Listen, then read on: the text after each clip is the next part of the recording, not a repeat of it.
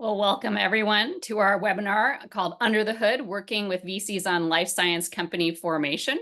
We're so glad to have you here today. We'll go to the next slide. My name is Kirsten Loita, and I'm a partner at Osage University Partners, leading our university relations efforts. Today, I'm really pleased to be joined by Deb, Vikram, and Jay for this particular webinar. I'm going to have each of them introduce themselves, and Deb, I'll have you start.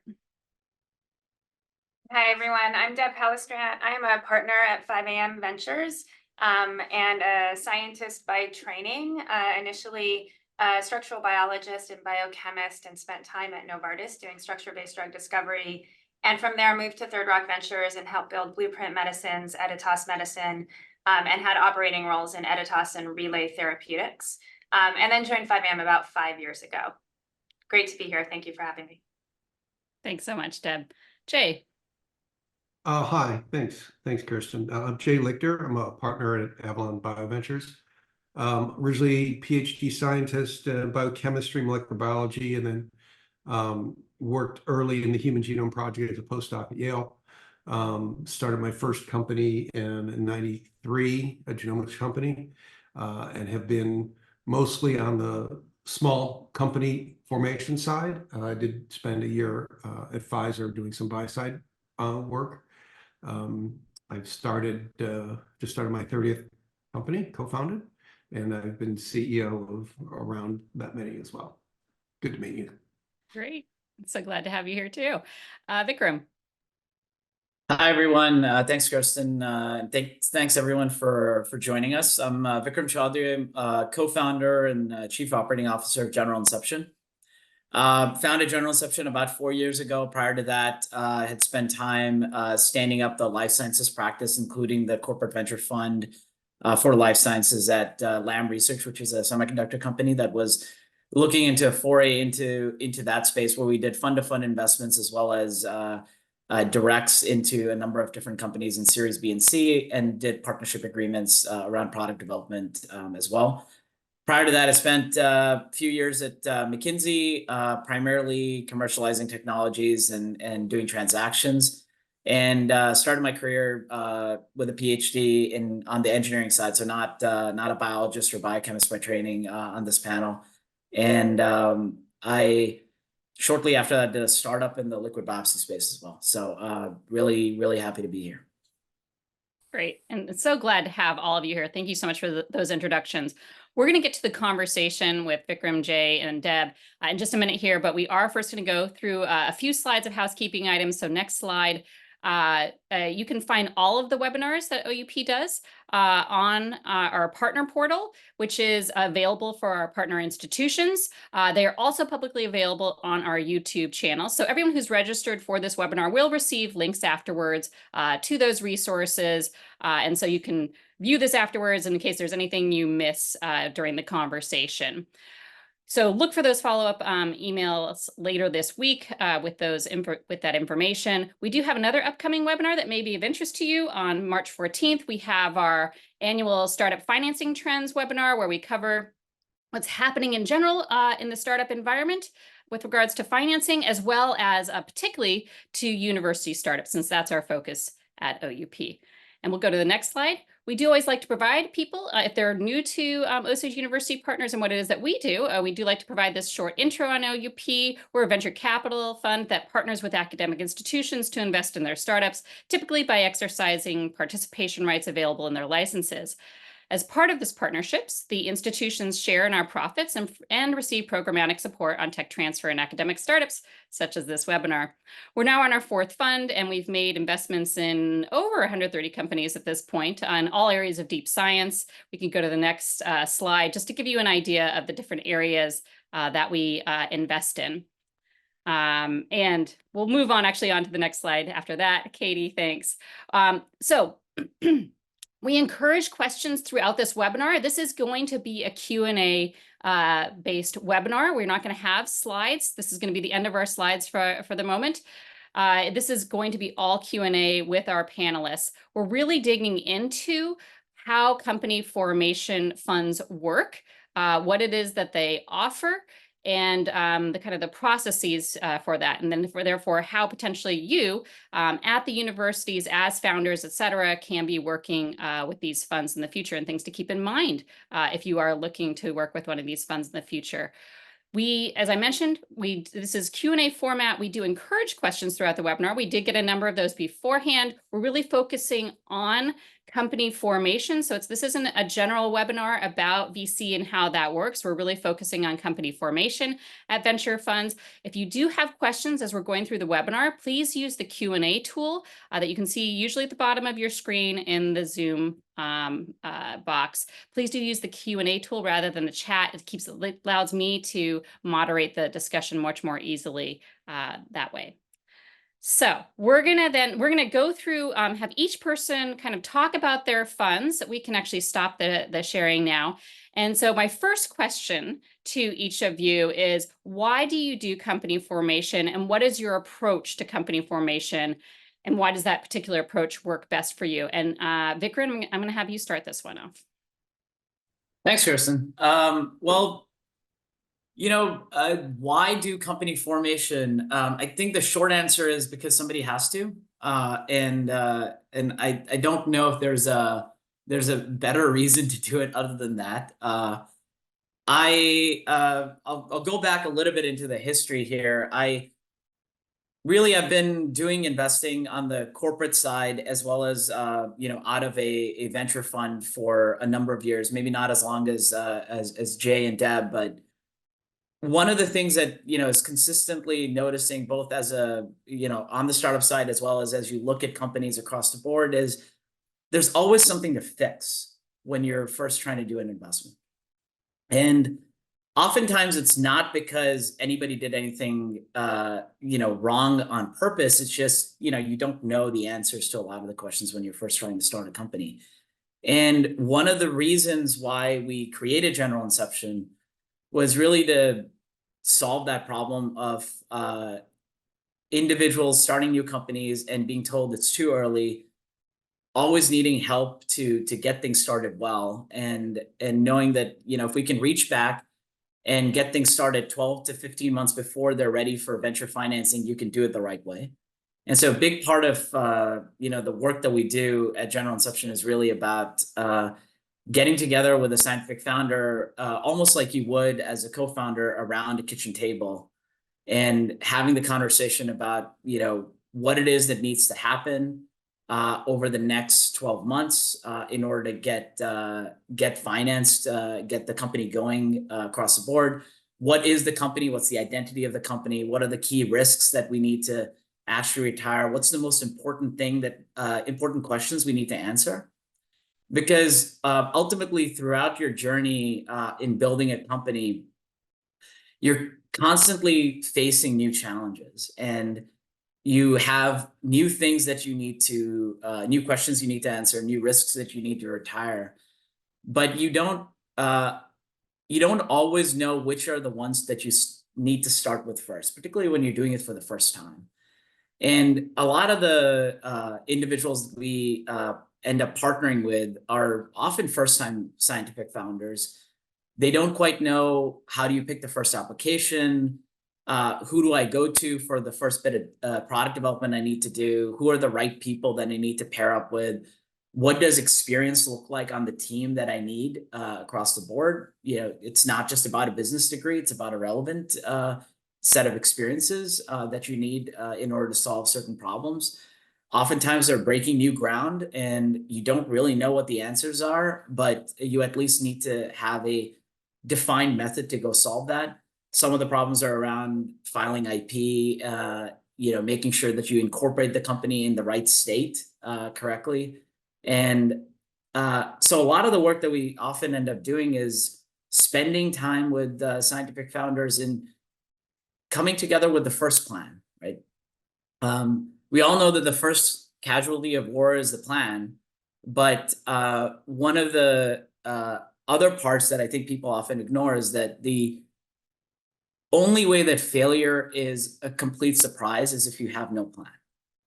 And that is really the goal for us, is to make sure that we start with a deliberate build process. We pair founders up with the right scientist executives who can help them build the company, think about what the key questions are that need to get answered, get those questions answered, get the right data package together, so that you can go and pitch to a venture capital firm and they know how to characterize your company. What's the identity? What do you want to be when you grow up? And what the company is going to end up morphing into, as well as what risks that the venture capital firms need to underwrite to. And so I said risk a lot, but that's fundamentally the business, right, that we're in. We're in the risk business, and a big part of it is for us to understand exactly what are the key questions that we need to answer. And so that's really the main crux and the thrust of creating General Inception for us was to really start to not always say too early to scientific founders, but rather go there, help them solve the problem, get it started right, so that when we or anybody else, any of our colleagues in the ecosystem want to invest in the company, they know and they can trust that things are done right, and they can almost be part of the relay race and taking the baton and running the next level forward. Thanks, Vikram, for talking about General Inception's approach. Deb, we'll move on to you. Yeah, thank you. And you may hear a fair amount of overlap, but I think I'll say risk probably 50 times as well. So that's good. All in the same mindset. I think it probably warrants just an explanation of 5AM more broadly, briefly. We tend to invest in seed and Series A investments. And so when we look at a new investment on the seed side, the intention is to invest and lead the investment in the Series A also. And so what that means is, as we're evaluating various opportunities across the landscape, across the early, very early, and even a little bit more mature components of science proposals, where we have a good understanding of the gaps and what's sort of missing scientifically in the landscape. And from that usually leads to academics and early companies, entrepreneurs approaching us with a new technology or biological insight. And so there are often places that companies are not created yet. There is a problem that has been identified that this new insight can address and solve, and there just needs to be a company created. So as Vikram said, it's, somebody has to do it. And often this is bringing these really exciting ideas forward so that they can go and fill the gaps in the landscape. But as Vikram also mentioned, there is, eyes wide open on a tremendous amount of risks that can happen. And when you're building out a concept, they're not just scientific risks, they're business risks. They're things from licensing the IP to writing the right research plan, picking the right first indication, how you industrialize a platform, across the board. And so there is a fair amount of muscle memory that company creators get in doing this over and over again.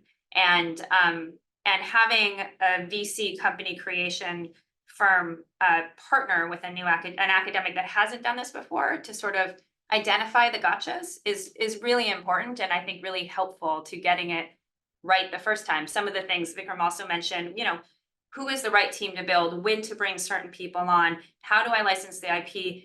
If I'm going to be a product company and I want to enable others, sub-licensing clauses in those IP agreements matter more than in other places. So just really being thoughtful about what is the research plan, the business plan, the right team to execute on those things.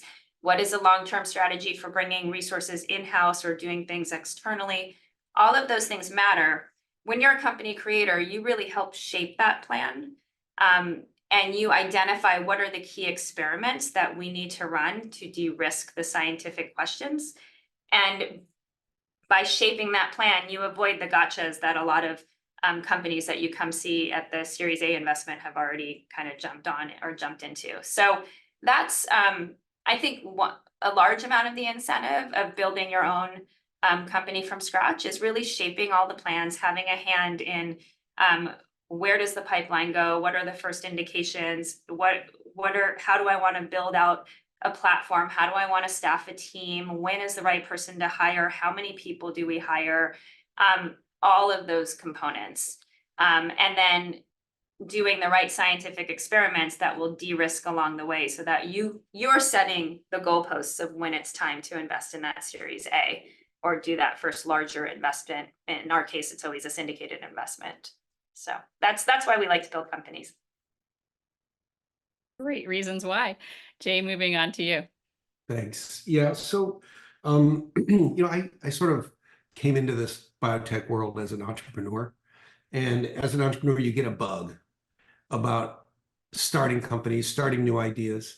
And it turns out back in the early 90s when I started my first company, that was actually the formula we still use today in terms of how to start a company, which is to, get smart people out of a university setting where they know everything about everything. They know all the collaborators, all the papers, all the technology, all the assays, what's good, what's bad, and pair them with seasoned drug hunters and company runners. And so the Avalon method has been for quite a while is to have an incubator setup system where the senior partners, all of us, part of our investment criteria for many companies is, are we willing to be CEO of that company? And you have to commit a lot of time to do that. And so that's a hurdle to get into the incubator. And once you're in our incubator, then you're just part of the family. And so we've had as many as 15 companies and 90 people in the incubator. Now we're probably about 40 people and maybe 6 companies. So it comes and goes, but there's a lot of lessons learned. I think as both Vikram and Deborah said, that you get as being an entrepreneur over the years. There's 1,000 ways to screw up a company, and there's only 2 or 3 ways that it really works. And it's based on the laws of venture capital. It's based on FDA regulatory, and those are kind of it. And you have to live inside of those rules. And if you don't know those rules, and nobody's born knowing those rules, so you have to learn them somewhere.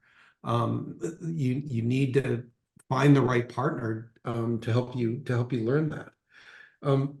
What I love about startups is the sort of the unbridled enthusiasm, right? You have this new idea, you think, oh, we could do this, we could do that, I can solve everything.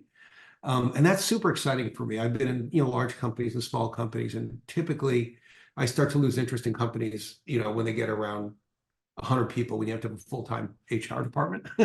But because the early days they're just so wildcat, and you need to have that enthusiasm, that excitement, and that drive, because the number of challenges are incalculable in the first few years of a company.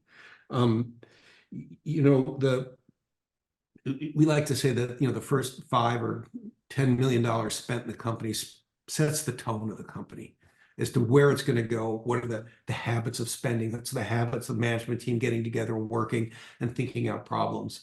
And we think that if we can keep companies sort of focused on the right path in the early days, that they're sort of naturally, oh, I get it, and they'll just do better and do well. And so we've had that success, and we enjoy it. I like seeing lots of different pieces of science, as do all my partners.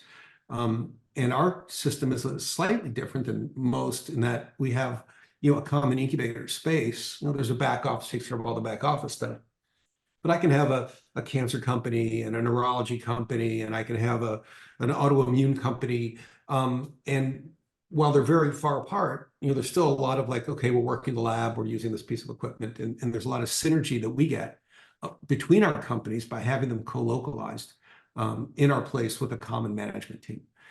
So, I guess, why startups? Well, of course, somebody does have to do them. And not everybody knows how to, and nobody's really sort of born knowing how to do it. So we like to get in there and help and share in the enthusiasm, the excitement of the early part of the ride. Thanks. And both you, actually all of you mentioned this management talent component in your answers about this. I think this is a huge part of the company formation efforts of funds when they're doing this. So, and it's one of the biggest issues in developing a startup and people wanting to invest in startup is the talent that's associated with it. For example, Vikram, you mentioned pairing a scientific background business person with the scientific founders themselves. Maybe you can talk a little bit, let's start with you, Vikram, about the team members you typically bring to the table when you're doing company formation. Thanks, Kirsten. Yeah, I mean, look, it's just to allude to something Jay said. It's as important to know what not to do as it is to know what to do. It's the same thing with talent, right? It's equally important to know who to bring and who not to bring at what stage of the company. For us, the most critical component of any new opportunity, and we do work across tools and therapeutics as well as synthetic biology and engineered biologies type opportunities. But the one consistent theme is always that whenever you have a scientific founder who has the idea, who's in some ways the architect, the inventor of the new theme, they need a sparring partner to help them not just think of, and they usually have an instinct, because you don't come up with an idea out of the blue. You usually have an instinct of like where to go with it. But it's a bit like a piece of clay that needs to still get molded. And you need to know exactly where you need to try it first, and what's the first application you need to go after. A big part of that is understanding the markets. But another part of that is also understanding the limits of the technology and what it can and cannot do in a realistic way. And so the scientist executive that I alluded to is typically somebody who knows enough about the science that they can question and debate the merits of a particular opportunity with the founders. They don't need to be the expert in the space, but they do need to know enough about that, but also help understand what it takes to actually translate that from, is it just, cool science that is never going to actually make it and is still just very much of an academic project, or is it actually ready to translate out of the lab and into becoming the beginnings of a company at that stage. Beyond that, we typically will bring fractional folks that help out on the back office infrastructure side, which is not that dissimilar for everybody, making sure that you have the right legal advice and you're starting to build up your IP portfolio appropriately. If you've been following the news, that's been a big part of the lessons learned is how important that IP portfolio can be, and it's never too early to start thinking about that in the right way, but you do need the right partners to do that. And what you don't probably need is a full-time CFO, right? As an example. And so, you can get away with some basic accounting and somebody that can file your taxes for you. You probably don't need a big HR system or somebody to be your chief people officer at that stage. There's like 2, 3, 4 people at most, and you can kind of handle a lot of those things in a fractional way. And so what we try to do is say, here's all of the things that you need, because you need everything.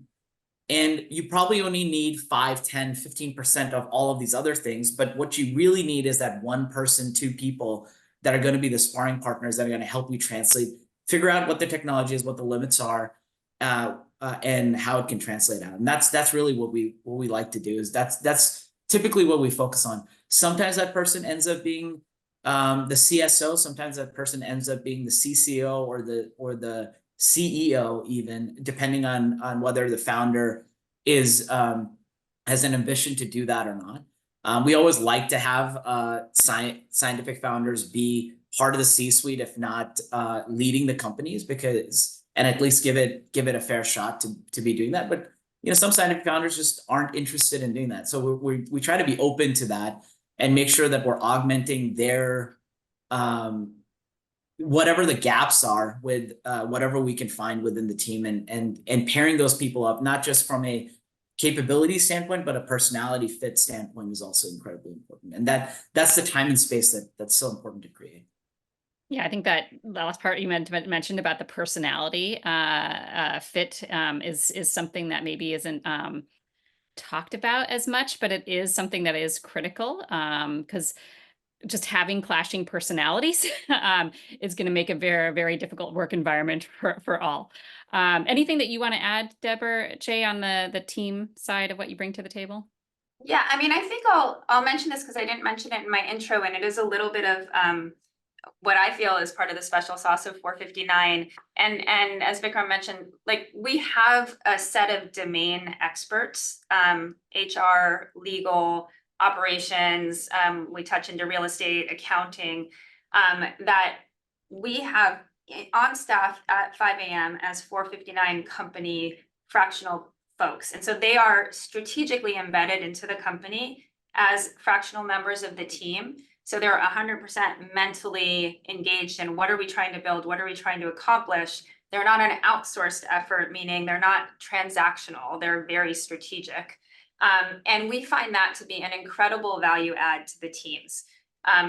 Everything from negotiating option agreements and MTAs and CDAs and very basic work to much more complicated, like let's think about how we want to build out the organization over the next 6, 12, 18 months. And that HR partner sits as a thought partner with the CEO or venture partner who's helping from the research leadership side to really build the company. So I find that to be a really important partnership that we bring to the entrepreneur or the new company as part of 459.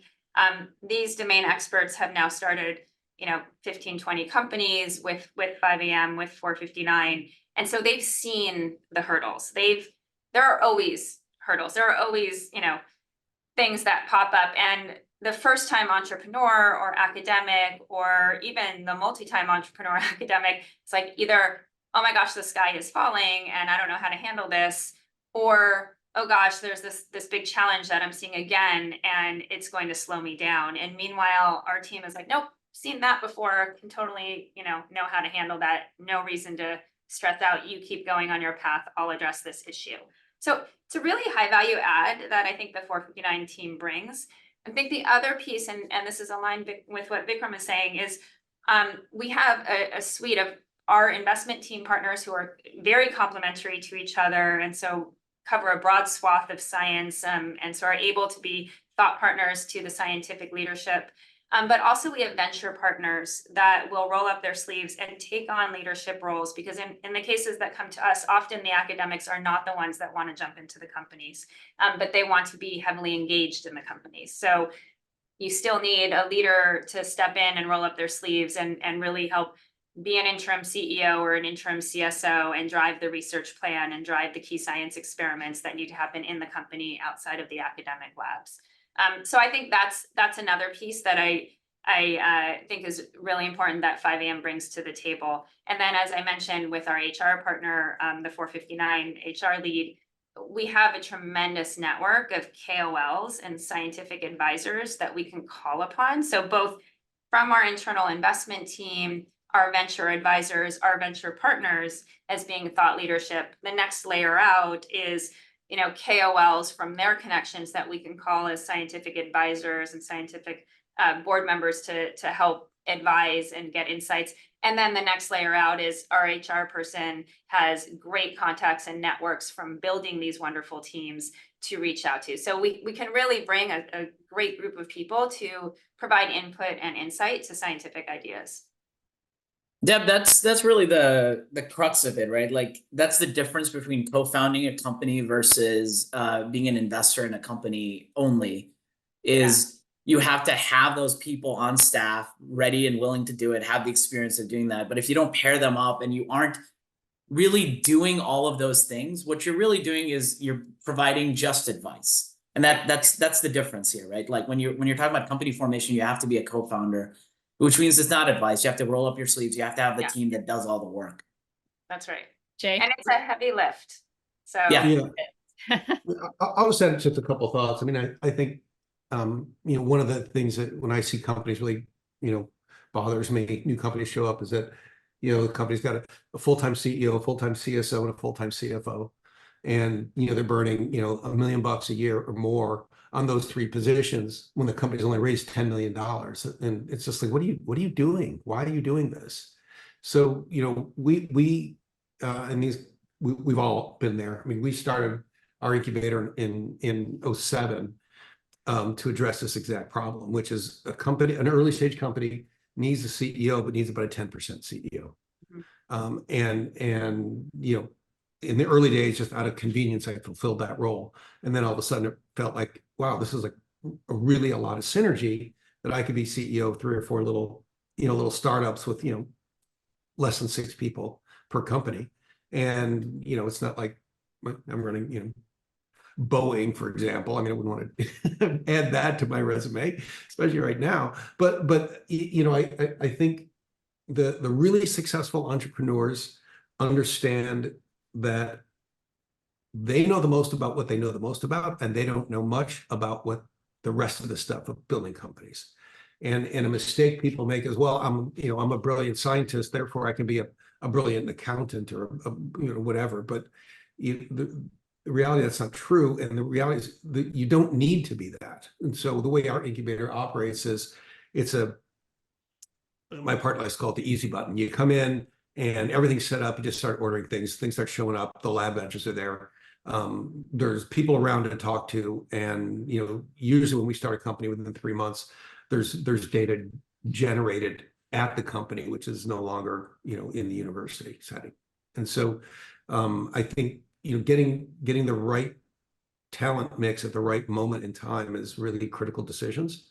But getting access to people that have been CEO or CFO of these companies, where you can get a bit of their time, will help the company sort of weather the early stage storms of thinking everything can work and then finding out something doesn't work. You have to find a new way around it. So that's our approach. Thanks, Jay. I'm going to go to some of the questions that have been coming in. We have quite a few of them from the audience. And so, Deb, I'm going to start with you on this one. Is there a sweet spot in the life cycle of an early university spinout for company formation funds? And if a spinout has eclipsed that sweet spot, is that a deterrent, or can it be unwound back to the ideal point to kick off together in a company formation like yours? Yeah, I mean, I think this sweet spot, and I think some of the things we had discussed before in terms of questions also was going to cover this. The sweet spot often depends on a lot of different things, including the macro environment. So right now, the macro environment has a large sweet spot.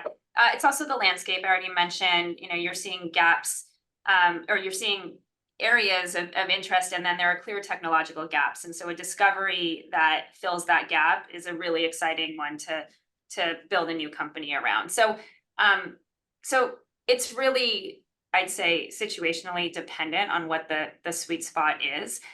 So short answer is no. I've had things come in from academics that are advanced stage chemical assets that need to point at a particular indication and go, it's a DC or close to DC development candidate or close to development candidate and ready to go into an indication. Or there's like a really cool biology idea that could blow your mind if it works, but there are some key experiments that need to happen to enable a platform to be built around it. So really broad sweet spot.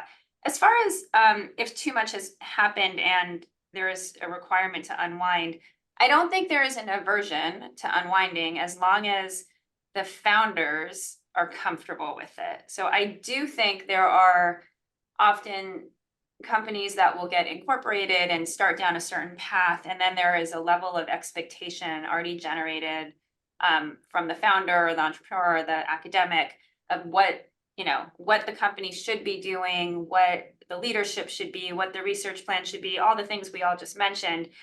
And if they're not willing to if those teams are not willing to unwind that concept a little bit and take a fresh look on, is that the best place to deploy a technology? Is that the best team to drive a project forward?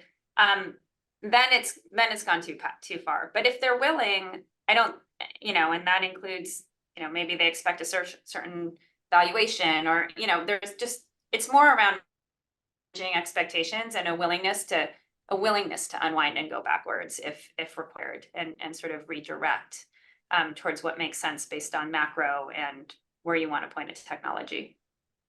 Yeah, I could just maybe add a couple of points. I mean, I think when we think about the maturity of a company, there's 2 ways. One is the maturity of the technology, and the other is the maturity of the corporation. I think in terms of the technology, going too far, I don't think there is such a thing. Unless your drug's approved and it's making $4 billion a year, okay, then you've gone too far. But beyond that, I think the further you push, the better. We had a company where the academic came in, and he had done a non-GLP cytotox study on this novel asset, which you will never see in a university setting. And so we're very comfortable with that. So I wouldn't want to unwind that. Sort of our entry point is, a novel piece of biology with, at the very least, a chemical tool for sort of more of a product play. Ideally a path to a clinical candidate, but not so much, but just some way to interrogate the molecule. And I think on the platform side, we want to see enough proof of concept, not that everything works with one turn of the crank, but all the pieces independently can work, and then you have to put it together. So it's sort of like the floor for us to get involved.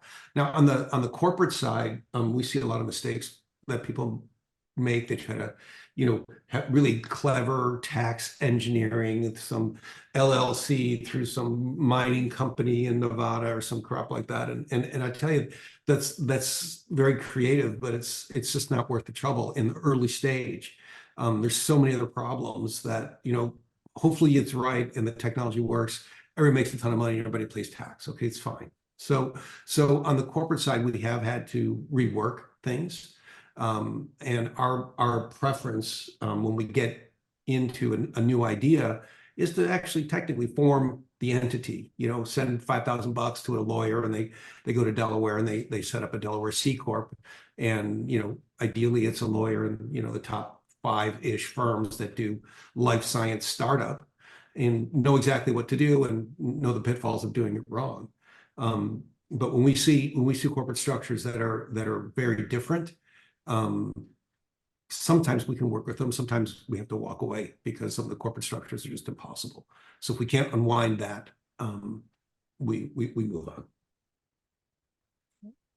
I think one comment I would make is just to emphasize this, if it wasn't clear from the commentary from Deb and Jay, is it's really important to make sure that the openness is there, because sometimes the one thing that can often be a need to get unwound or restructured is the cap table, because the right people are not getting incentivized in the right way, right? For companies, oftentimes. Sometimes that's because you've taken external money from friends and family or angel investors and the likes of those, and it's coming with an expectation around valuation from those investors, and you're subject to that, and that's a complexity that needs to get navigated. But as long as all the parties that are the shareholders of the company are aligned to that, it's actually not complicated to go through that process. It's just all about is everybody thinking about the right direction and willing to row the boat in the same direction or not. So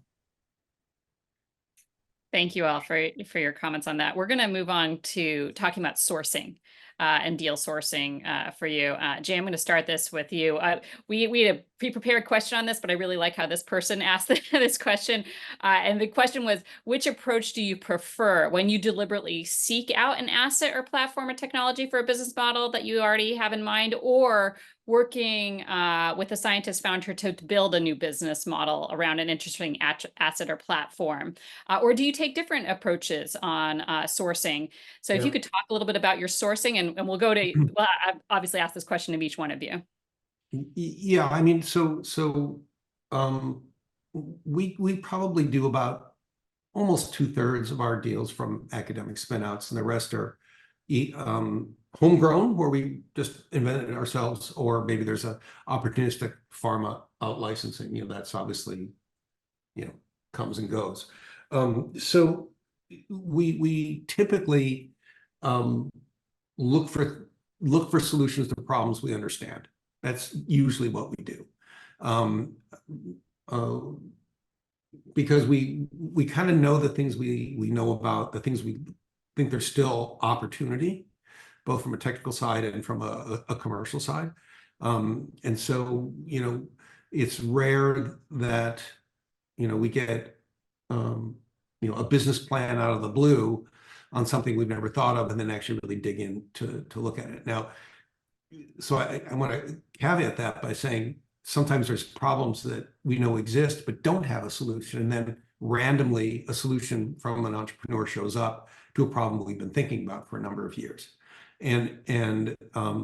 So it's a little bit of that sort of opportunistic, but it's almost always a problem that we know exists that needs a solution. Yeah, I'll jump in next. I love that, Jay, and it's we like luck favors the prepared mind. I think that it really lands there. Our team is a very science-focused team. We are attending conferences, we're reading journals, we have journal club, we have a Friday speaker series where we bring academics and interesting science in to get us up to speed in certain areas. And we do landscapes on areas of interest where we're seeing a lot of momentum. Again, we do Series A investments as well. So we see a lot of, areas ebb and flow and ideas ebb and flow in concentrated in certain areas. I'll just throw chemoproteomics, for example. You'll see a whole bunch of different pitches in this area. So we try to get smart. When we start to see that, we try to get smart and really understand the landscape and the gaps there. And then as we're seeing the journals and we're going to conferences and our network is pulling in different academics to speak, we're kind of understanding who are the KOLs who are either going after or addressing these gaps, or perhaps they've found the gap. And so in that way, I wouldn't say you're actively scouting, but you're aware. And so when you see it, you're completely ready to jump on it and go for it. Or if you have then scoured and found the academic paper, you may proactively go to the academic and say, we're ready to start something. Let's go ahead and home grow something here. So I think that there's a little bit of understanding the landscape, being super engaged in the scientific community, whether that be at conferences, the journals, the network, etc. And then things will, I know it sounds weird, but things will naturally bubble up from that of, okay, this is ready. This is primed and ready to go. And so it's a little bit of luck favors the prepared mind there for us. Yeah, I think we use a variation of that, Deb, actually, when we talk about it, which is luck is what happens when preparation meets opportunity. And I think it kind of the same sentiment. I think for us, a lot of it is similar. I mean, you're gonna hear kind of the same answer in some ways. It's really important for us to make sure, because our goal is to be a co-founder and to earn the right to be that partner for the scientific founder or founders, we have to bring the expertise that's relevant to the space. Now, what comes alongside that is also us looking at the landscape and saying, where are the opportunities that exist? What are the places that we would like to go proactively hunt for? And those are the places that we're looking at. And I would say about, 80% of the things that we look at tend to be, in a space that we're proactively hunting at, whether we go and seek out and pull the opportunity out, or the opportunity comes to us and we realize that it fits neatly within a space that we were looking at, it kind of varies by month and year in some ways, right? Some months you see more opportunities that align to it. Some months you have to kind of proactively go out and source those. 20% of the time we sort of keep an open mind because, frankly, we don't know all the answers and we don't know everything. And we'll oftentimes come to an opportunity which we didn't think about, that there was a space, but somehow, some way, I mean, there's a lot of brilliant people out there and they've solved a problem that is worthy of being out there and needs to be set out into the world and to exist, because it's going to change people's lives in some way, shape, or form. And so those are the ones where we're always looking to see more and more things, because even if it isn't perfectly aligned to our strategy, so to speak, of places that we're going after, it might be an opportunity that where we can actually make pretty significant contributions in terms of helping that opportunity go forward, but it wasn't a space that we thought where opportunity existed. And so we're consistently keeping an open mind on that front. A lot of that honestly comes down to, lately med device gets a bad rap, but there's so much opportunity space in medical devices too, that's there, and it's starting to emerge, but it really just depends on the application space that you're looking at. And so while we don't proactively look at medical devices, there's definitely opportunities where we feel like it's the right confluence of factors. We can have the right contributions to the company, and the opportunity space that they're looking at is a really, really burning unmet need, where it's going to grow up, it's going to get financed, it's going to have the right type of impact in patients' lives that becomes important. So You teed up the next question perfectly there, Vikram, because one of our audience members was asking about your thoughts on investing in medical device, early investment space versus biotech and therapeutics. So it is something, and I was going to ask you this particularly because I know General Inception does look more broadly. So this is something that you are looking at, and it sounds like could you expand upon that a little bit more? yeah, I mean, look, the biggest challenge with spaces that aren't typical biotech or therapeutics is really about the number of dollars available downstream to help that opportunity grow up, right, at the end of the day. And the complexity that you need to navigate through that process. And so for better or for worse, the stress on particularly medical devices, but increasingly also diagnostics is coming to is you need to be just further along down the line before a seed or Series A investor is going to put dollars into that particular company. And so there needs to be a fair bit of development work that needs to happen. Now that development work can happen with non-dilutive financing and other opportunities. You can get further down the line with regards to those developments. And so, but it all comes down to how quickly can you get to market with a particular opportunity? How far along is it? How de-risked is it? What's the size of the opportunity, size of the prize at the end of the day? Are you actually solving a real unmet need in there? And is there going to be a neat fit either in a strategic's arsenal where you can get this to a point where you can show some objective commercial evidence for a medical device pretty quickly in a couple of rounds and can exit the company to another strategic, or it fits within the strategic's portfolio, or it is actually truly transformative. And once in a while, a company like Dexcom comes along as well, or Nuvasive or Edwards Lifesciences. It's not that, but there's not a long list of those companies that have been truly become large and transformative, and those journeys have been complicated, right, for all of those to go through. And so I guess it's a long way of saying it depends, but there's a lot of opportunities still out there. And so we are consistently keeping our eyes open to do that. One company that we recently did was a company called Surf Therapeutics, which was out of Stanford. And it's using non-invasive modulation, ultrasound specifically, to modulate the immune system and solicit an immune response on there, looking at the CAP pathway. And so, I mean, that's that's a place where we have a bunch of immunologists who are our EIRs who are on staff. Our CSO is an immunologist as well. And so we have the ability to contribute on that side of it. And then there's certain mechanics around medical devices that can be similar, particularly non-invasive ones, to the tool space where we can bring in that set of expertise. But it is a classic med device play. And so someone from the audience asked a quick question for you, Vikram, on this. Is what do you mean by further along in terms of demonstrating clinical efficacy for funding? So is there just a quick definition for that? Yeah, so I think what I would say is, usually you need to have had your first in human trials done. And so the pre-seed timeframe, before you can do a seed financing round, you need to have demonstrated efficacy in human. It can't be something that is a medical device is coming along and it's just a concept.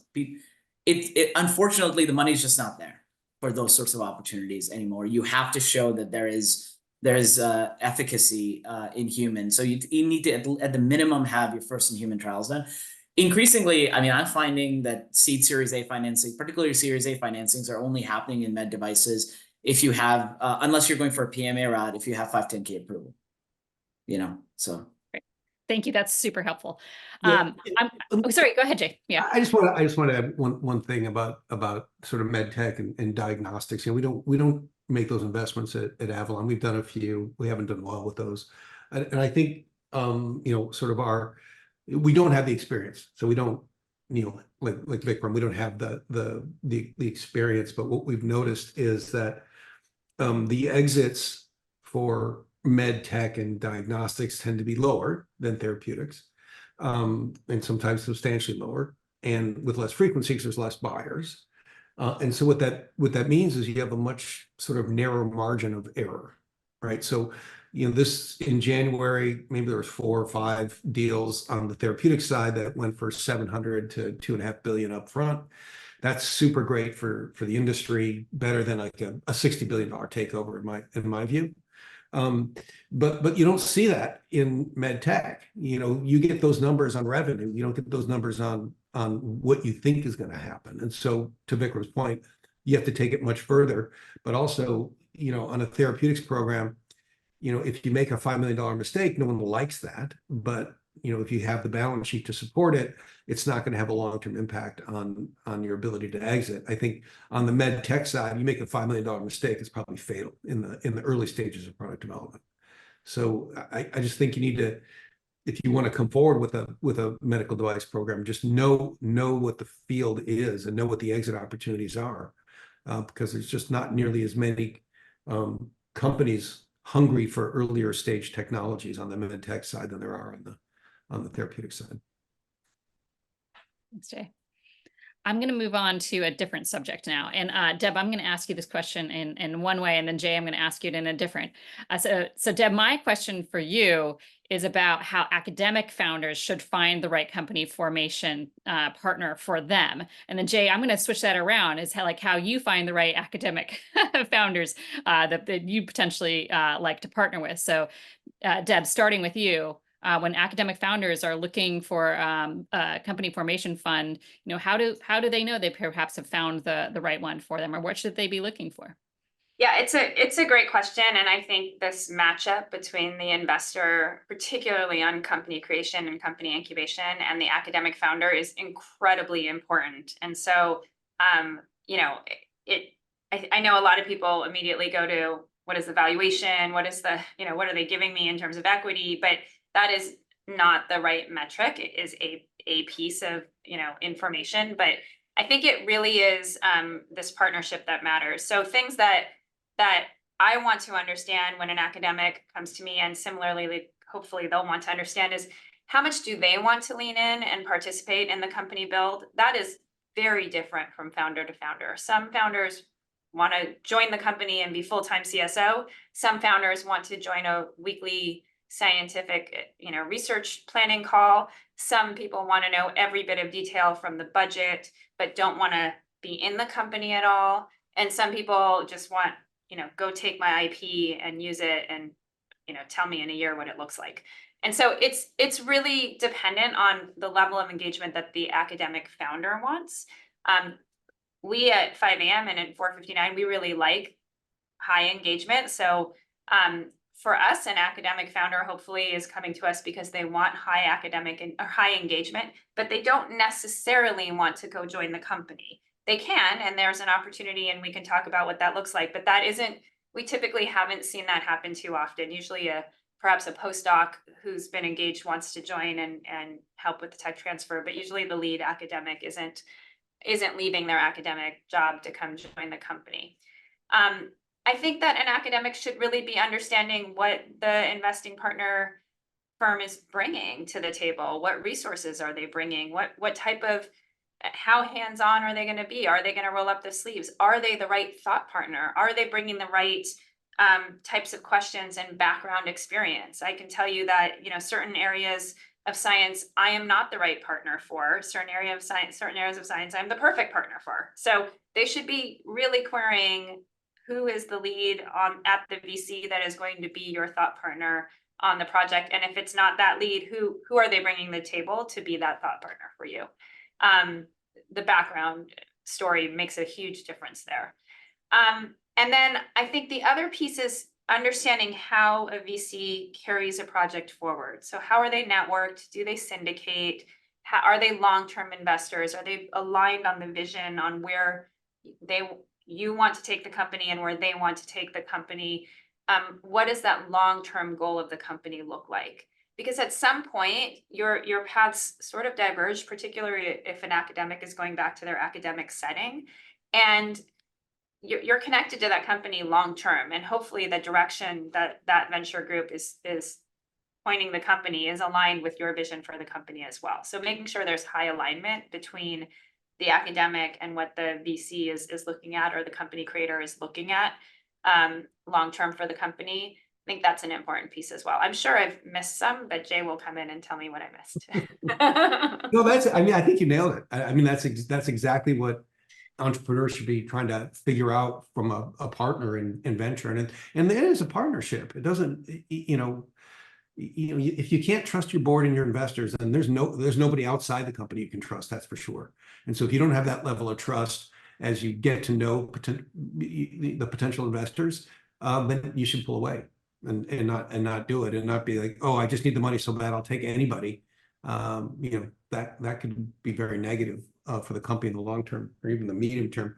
So in terms of for us, the sort of flip side, how do I find academic partners? Well, it always starts with the technology. It's got to be technology that's at the right maturity level, and in areas of interest. But I think then it becomes much more complicated in terms of finding the right partner, because as people know, there's estimates that published papers can have some errors in them. I'll just leave it at that. And so, we spend a lot of time in our early diligence phase making sure that, the data is the data. And so, we require our academics to have a certain level of transparency about, what are the good things, what are the challenges? It's fine. I mean, if it's a fatal challenge, like, you put it in a mouse and it kills all the mice, well, okay, that's one thing. But if there's just some other sort of, we don't understand the biology completely, and here's what we don't understand, and this is what we do about it, that's fine. We like that kind of interaction. So we want to be able to find academic partners who are willing to learn from our experience of how we've done things. As I said before, there's 1,000 ways to screw up a company, and there's only a few ways to do it right. And so, there just has to be that flexibility that you understand that, probably between the three of us is probably 50 or 60 companies. And we've just done this. This is what we've done. And so if I can't find an academic partner who values the contribution that I can make, then it's not a match. And we probably would go in a different direction. The other key thing for us with the academic partners is, obviously, if it's somebody we've worked with before, we have a lot of comfort and we do it again. So I think there's a few entrepreneurs in our system that have done 2 or maybe even 3 companies with us. So that's really convenient to, the sort of knowing them. But the other thing is, if there's somebody that I know and trust who has looked at that work and says, hey, you should look at this because I know this person and I think it's worth looking at, that will certainly get our attention. We as a firm probably look at 1,000 ideas a year, literally, and do anywhere between 0 and 3 investments. 3 is a heavy year for investments. We're a smaller fund, but even bigger funds, it's a lot to get over the hump to do 3 or 4 investments in a year. And so you have to help us. I look for academic partners who try to help us quickly understand their project. So I can, read, 2 or 3 sentences of an email and go, I want to learn more. And that probably is, a really creative entrepreneur who can summarize their invention or idea in a few sentences so that it can sort of break through my, the noise of, me being CEO of 3 companies and being on the board of 7 or 8 companies and all the day-to-day drama that you face when you're involved in these little early stage companies.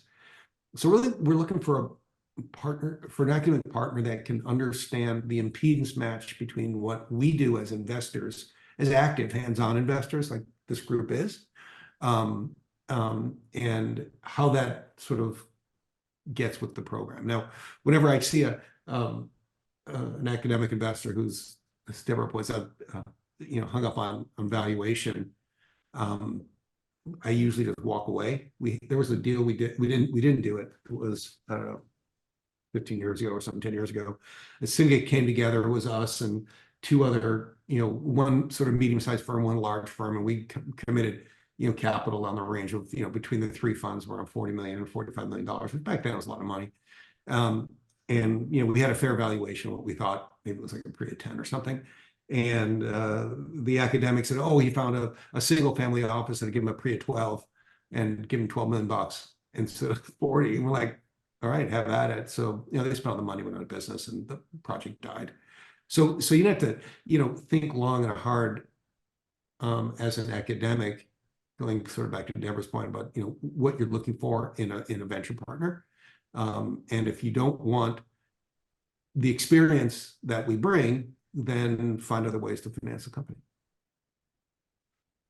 That actually leads nicely into, I think, the next question, just because you talked about valuation.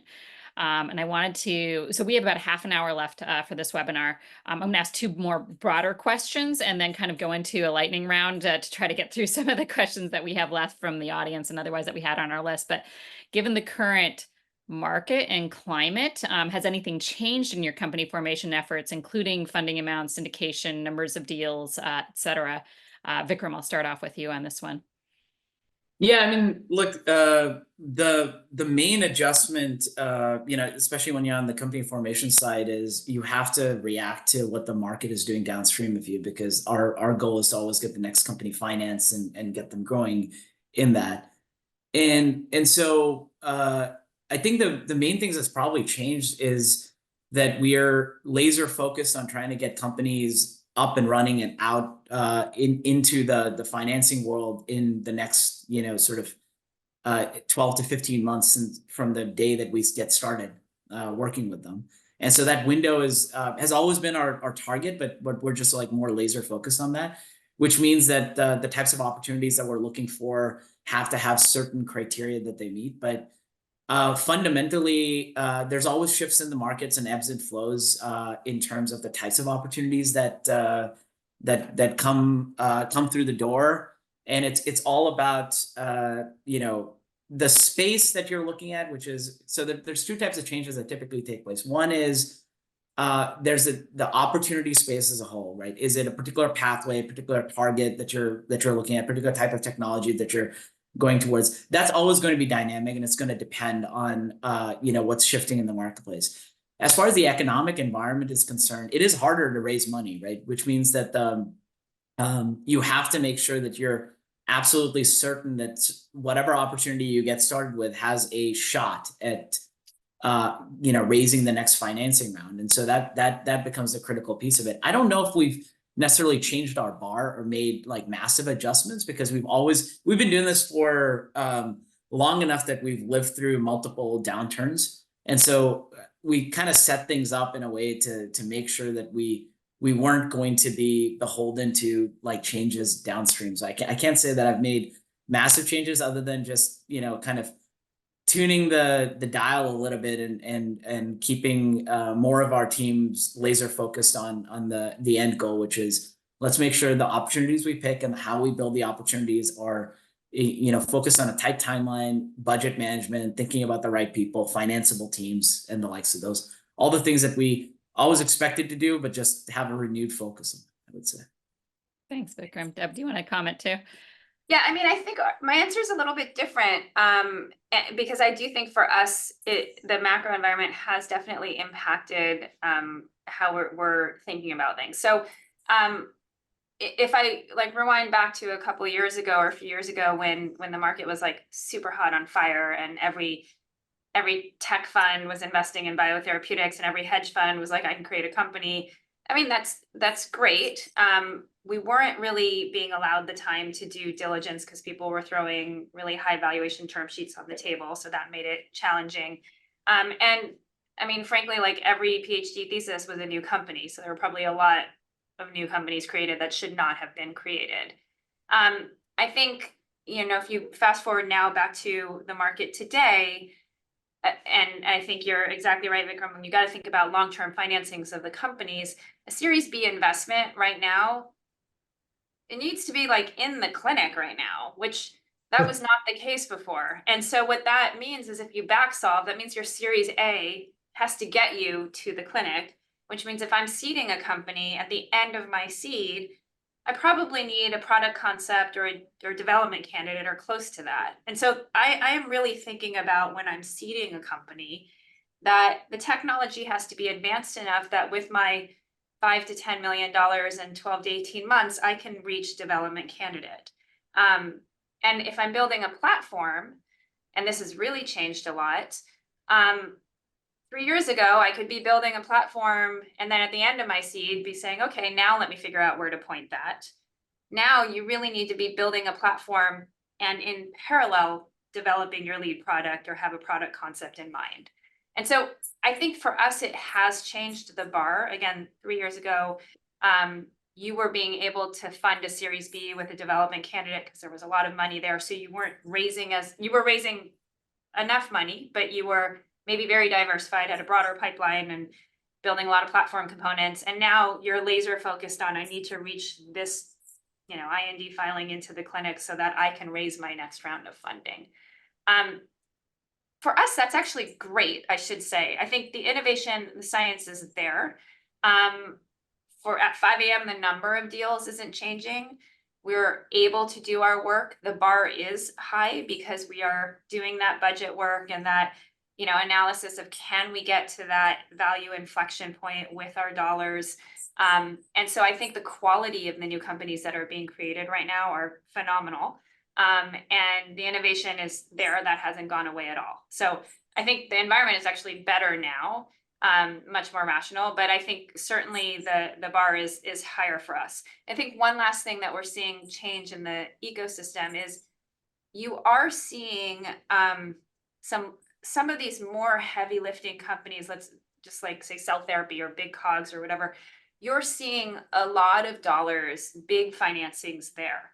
They're tranched usually, but the goal is like, again, you need enough money to get to that critical value inflection point. And so the dollars are being budgeted out. It's a bigger race because it's a heavy lift and you want long-term investors that will do 3, 4 tranches to help get you to that endpoint. You can be laser focused on getting to that endpoint and have a longer runway. And so that's where you're seeing these bigger rounds, I think, get done, which makes sense to me. So yeah, I think our world, the macro has changed a bit and how we think about investing in these companies. Yeah, I'll just add just a couple of little bits of color. We think about it pretty similar to the way Deb thinks about it, which is, product development in therapeutics is 10 plus years, and there probably isn't another industry on the planet that has that kind of cycle time for product development. And so you have to sort of, when you make your investment, assume the market's going to change over the 10 years until you launch the product. And I don't know, it's going to go up, it's going to go down, it's going to go up and down, who knows? And so from a technology standpoint, like Deborah said, you want to absolutely finance to arm's length value creation milestones. And clinical data is always a great target. A development candidate, it's nice, but it's not, beauty's in the eye of the beholder in a situation like that. An open IND obviously is important. You don't get a valuation increase, but at least you're in the market if you have yours. So on the tech side, our investing strategy hasn't changed. I think from a macro standpoint, things have changed. I remember my first company, we did our Series A, and it was an $8 million Series A. This is in the early 90s, and we all slapped 5. We thought we were rich, and we were really proud of raising $8 million. Now an $8 million seed is an embarrassment. It's kind of a failure, at least on the therapeutic side.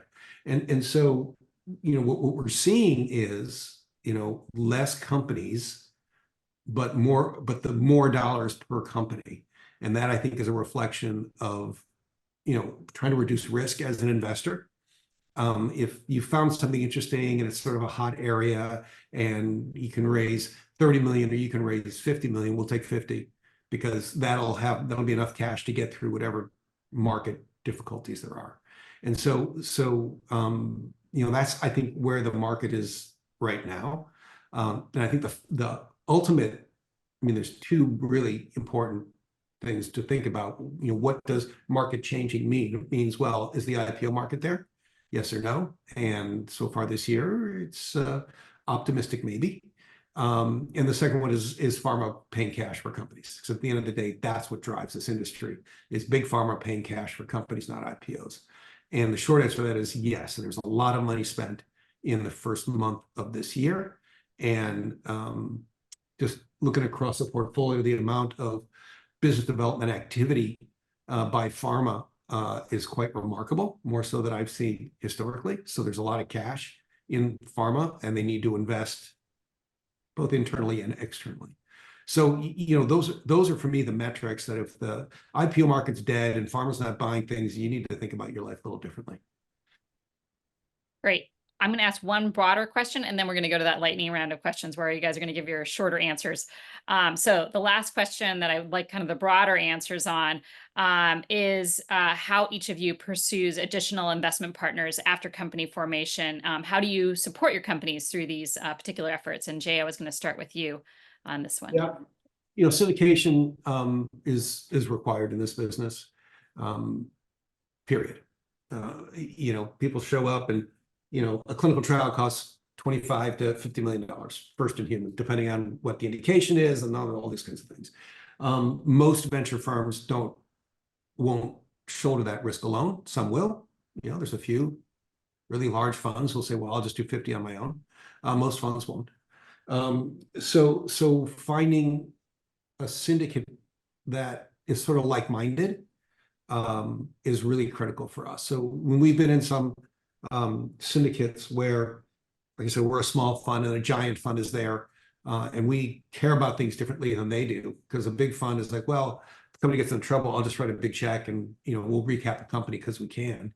And as a little fund, we may or may not be able to live through that recapping. So we want a certain understanding or synergy between the partners that we invest with, because we do compete. We compete for our investors. We compete for projects.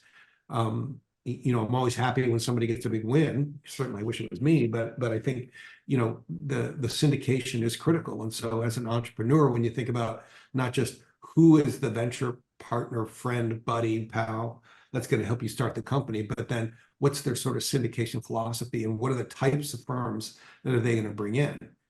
So for me, it depends on the technology. If it's super early, maybe we'll just do, $3 to $5 million on our own and see what happens. If it's a little bit later and we can pull together maybe a $20 or $25 million syndicate, we'll call the half a dozen groups that we like to work with some frequency, that are, matched more or less size-wise with us. They don't have to be exactly, but, we're not going to, try to syndicate to a $1 billion fund, right, on a seed deal. Mostly because they won't look at it, but also you don't want that type of investor in there. So it's very important to have a good, strong syndicate where the syndicate partners are in agreement of the direction of the company, and are level set in terms of capital. One last thing, and then I'll move on. There's a fund out here called Correlation Ventures in San Diego, and David Coates. And that whole fund is based on analytics of deal, about on each from financing to financing, what's the most likely sort of structure of an entity to be successful. And one of the things that he found was, as a negative predictor of success, is the number of venture capitalists on the board. And so if you have 7 or 8 VCs, the probability is that the VCs are going to get into a fight about something, and that's going to screw up a good company quicker than a mistake by management. So know you're going to be syndicated if you're successful, and work with whoever the lead is to make sure you get the right syndicate partners so that everyone's aligned. And then don't get 7, get 3. Great. Deb? Yeah, I mean, so we sometimes syndicate our seeds, but we 100% of the time syndicate our A's. And let me give you the philosophy there. Our seeds are $5 to $10 million, 12 to 18 months, very clear goalposts of what we're trying to achieve. And then we have also, if we've decided to do a seed, our intention is to lead or co-lead the A. So we are, we haven't pre-committed, but we've sort of like soft circled that we're going to deploy this, and it's taking a company space in our fund, meaning like we're doing this and we're not doing something else. And so we want to make sure that we're getting that clear de-risking scientific data that gives us that go decision or the no-go decision. When we syndicate a seed, there has to be a very clear reason why. So high alignment with the other group. The other group is bringing something to the table that could be a scientific founder, that could be a piece of sort of, maybe it's two ideas coming together to build an idea.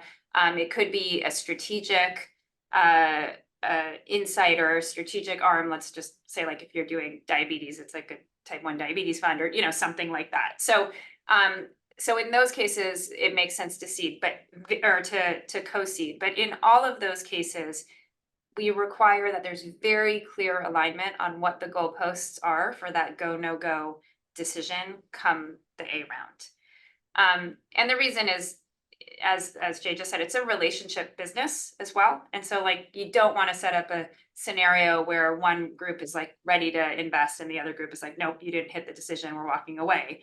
And you certainly don't want to be in a scenario where the goalpost keeps moving for that academic and they're like, wait, I don't know what I need to achieve in order to get that longer term commitment. So that needs to be very clear. For the Series A's, we always syndicate. We think it's important to syndicate. We want interesting other thought partners at the board table. We think it's important for helping to further finance the company. I agree with you. 3 is better than 7. You don't want a dysfunctional, very loud board. You want a group of people that are like-minded, aligned on what you're trying to achieve as a company. And I would say that we do syndicate with groups based on the science. So, like, there are a group of investors that are really strong in oncology, or people in firms that are very strong in oncology, and we'll go to if we have an oncology project, we'll go to them. If it's cell therapy, we'll go to a different group of people. So we try to really bring experts to the table with deep experience to help these companies progress and be successful in the end. So that's a really important piece of it as well, is just making sure you have the right syndicate at the table for the company. But yeah, everything that Jay said, and then I'll add to that. Vikram? Yeah, thanks, Kirsten. I think I have slight difference just because our model is slightly different. And one of the things that we do is we help start the company up and get it to its first financing round, but we're not the ones either participating or leading that financing round ever. And so by definition, we're always syndicating the seed or the A as a result of it. Our goal is really to help find the right investors when we do that. Sometimes it's one of the investors that are the 5 venture capital firms that are investors in General Inception. And sometimes the right investor is actually somebody outside of that network who's there. That's a part where I agree with Jay and Deb on, is that the expertise is really, really important. One of the things that is highly correlative, and I think you heard this from Deb and Jay, is transformative companies particularly, but all companies in general, don't succeed or fail solely because of the execution of the management team, but also because of the mindset of the investors that are there. And it's really important that alignment of what the company's identity is and what it needs to be when it grows up is aligned between the founders, the executive management team, and the investors. Because if there's misalignment about what's going to happen, that doesn't quite work. And so when we're thinking about who are the right investors to bring together in order to build a particular company, it's beyond the expertise. It's also about the alignment to the right vision that's aligned to the company and to the scientific founders' vision of what they want to build. And that's really the goal of the first 12 to 15 months, is really figuring out that important question. so that when we go and pitch the seed round, we know who to go to. And what are the right types of investors that, just like the management team, are going to have the right cultural fit with the founders and are going to understand exactly the type of company that needs to be built. And there's a sort of clear alignment, clear goal setting and direction that's done over there. Great. Thanks. All right, we're going to move to our lightning round. So quick answers to these, even if you want to provide a longer answer. Great. Okay. All right. Vikram, I'm going to ask this question of you. When and how is the optimal time for a university tech transfer office to engage with you, since much of what they have is so early stage? As soon as disclosures are ready to be filed. Okay. Agreed. Disclosures ready to Agreed. fly? Agreed. I agree. All right. So early, basically early. Yeah. Awesome. Okay, great. And I don't know if any of you haven't answered this next one. Deb will ask it of you first and see if anyone does. Have you had faculty work with established companies and form a new startup or joint venture out of that work? What is your take on doing this, like conflicts of interest that may be associated with that? Deb, have you ever experienced that? Faculty work with a established company to spin something out. Yes, right. No, we've done spin outs from companies into new companies, but that hasn't necessarily been instigated from a faculty. I'm trying to recall. I haven't seen that from a faculty. I don't think there'd be an aversion to doing this if there was the right opportunity. I think we'd be open to it for sure. But as far as have we done it, I don't recall a scenario where we have. Great. Yeah, I'll just add that conflict of interest is driven by the university, not by us. And so if your university doesn't have whatever you want to do listed as a conflict of interest, then we're fine. We don't care. Right. Yep. Next question is on LLCs versus C Corps. This person mentioned that, and Jay, I'm asking this one of you. This person asked about that some of their attorneys had been advising LLCs versus C Corps. Do you see someone incorporating initially as an LLC as a big issue when considering whether to invest in the company or not? Or do you recommend that they just go straight to the C Corp? So we can't invest in LLCs, period.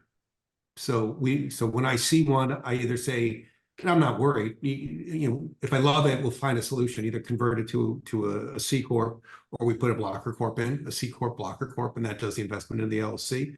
So both of those things solve our problems. They're a little bit of a pain in the neck, but I don't think anybody, I mean, the preference in the industry is a Delaware C Corp, period. Okay. Great. I'm going to ask if anyone is willing to answer this particular question. What share of their company should an academic expect a company creator like yourself to take, and what services and investments can they expect in return? I think this is something that kind of depends. It depends on the situation, but does anyone want to answer? Yeah, I want to. So we don't take things; we invest. Okay, so we build our reputations of being partners with academics and not stealing their stuff. So I mean, I think that's a sort of I run into this with some frequency. That's like, well, what are you gonna take from me? And we're like, no, I'm gonna invest with you, and we're gonna take this risk together. So okay, so then Great it gets reframing. Yes. Yeah. So what's the valuation question? Well, valuation question, you know, it depends on some of the macro things in the market. When the market was super hot, you know, 3 years ago, valuations were high, even in the early stages. Now they're not so high. People are, you know, let's say you've raised a $50 million Series A and you're under raised a Series B and your valuation is less than the cash spent. That's pretty common these days. There's a bunch of public companies where they're trading at 30% of cash on hand. And so, you know, valuation, you know, it's great to have 100% of a company that has no money and doesn't do anything. But to have 5% or 10% of a company that's going to be $1 billion company, you know, I think that's how you need to think about valuations and ownership in the end. I mean, I'll just add one comment to this, which is, you know, this is a group that's about, you know, company formation and fundamentally co-founding a company. So the same way that you would treat your founder, you're sitting around, you're talking about what's fair, how do we think about it, who's going to be bringing what to the table. How are we contributing across the board? How much time are you going to be spending in that? That's kind of the mindset that you really need to bring to this, is like, think of us as your co-founder. Don't think of us as somebody that's there to take your technology and run away with it. And I think if you can shift that switch and that mindset, I think we're the right folks to talk to. And if you can't, we're probably not going to be able to come to an agreement where you're going to be happy in doing that. So trust is so important in this. Yeah, and maybe I'll put one more comment or bookends a little bit. We've had ranges, like huge ranges. So like you said, Kristen, it's very situational and founder dependent. But I will say that a lot of our seeds we will do with a convertible note.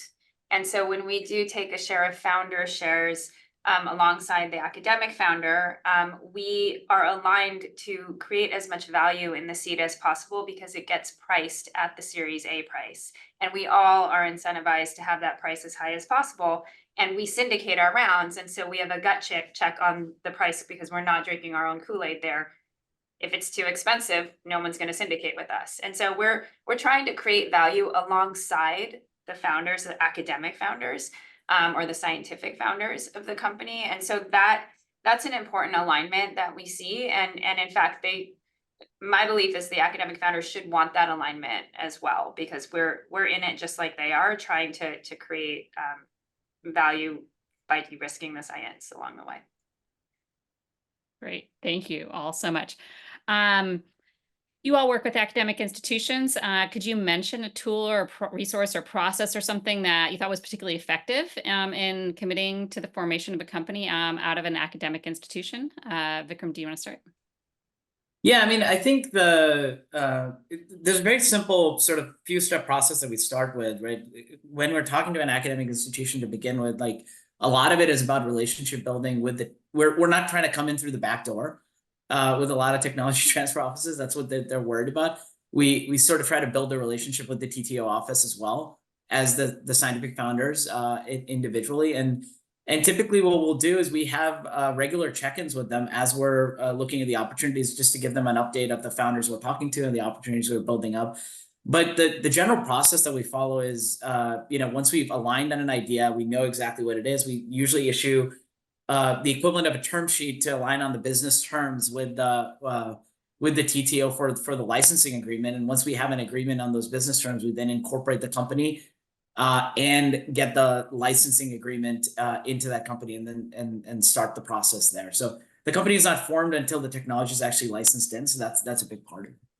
Great. Deb, same question. Yeah, I know that you worked on this US Bolt document. So, I mean, I think, we try to interact very closely or interface very closely with the academics and the tech transfer offices. So that relationship also makes a big difference. But having a great starting point, and there was a document put together by a group of venture investors and tech transfer offices, sort of framing a good starting point for various licenses, interacting and having the academics be proponents for spinning out assets or building new companies around concepts. It ends up being a really important piece of the puzzle. And then that early alignment with the tech transfer office of what is the company you're trying to create makes a big difference. It's all outlined in the document. I won't go into too much detail because of time constraints, but go check out the document. Thanks, Jay. Same question.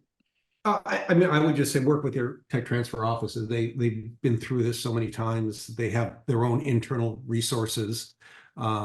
Especially if you're, at large public universities, there's going to be some rules you may not like and we don't like, but they're there, and that can be a good guidepost. Great, thanks. Final question and then I'm going to ask your advice.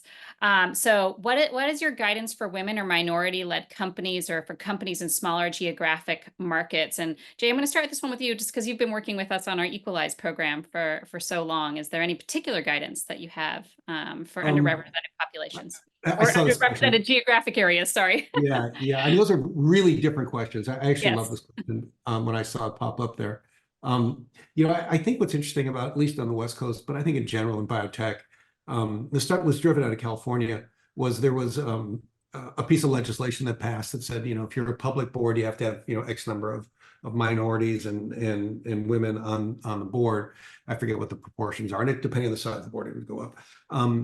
Everybody knew it was going to be turned back in the courts and be unconstitutional, and you wouldn't have to do it. But if you look at the vast majority of biotech companies, that had a big influence. There's a lot of, every board I'm on is a discussion of how do we get more diversity of ideas and thinking on the boards?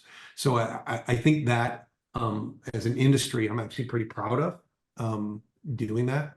I think for people who are not networked in, which frequently is minority and women, all I can say is keep networking. Just go to these events, meet more people. There are people who are going to be supportive of your idea, regardless of where you come from. And I think again, this industry in particular is different. At least I like to hope it's different. But there are resources out there to help people. In terms of geography, Zoom is great. Geography almost doesn't matter anymore. Just get on calls, meet more people, go to conferences, and increase your network. Great. We are out of time. And I really appreciate all the comments. Someone had asked us for the link to the document. We'll send that out, actually, that Deb had mentioned. We will put that in the email back to all the registrants. So thank you so much. Really great comments from all of you on the particular topics we covered today. I'm sorry we weren't able to get to all the questions. They were fantastic questions. We'll review some of them and see if we can provide some follow-up afterwards. Our panelists have kindly provided their email addresses if you do have any follow-up with them as well. Jay, Deb, Vikram, thank you so much for your time today and this really informative webinar on how company formation works and potentially how people can be working with you when they're looking at pursuing company formation. So thank you so much for your time today. Thank you for our audience for joining us as well. Have a great day.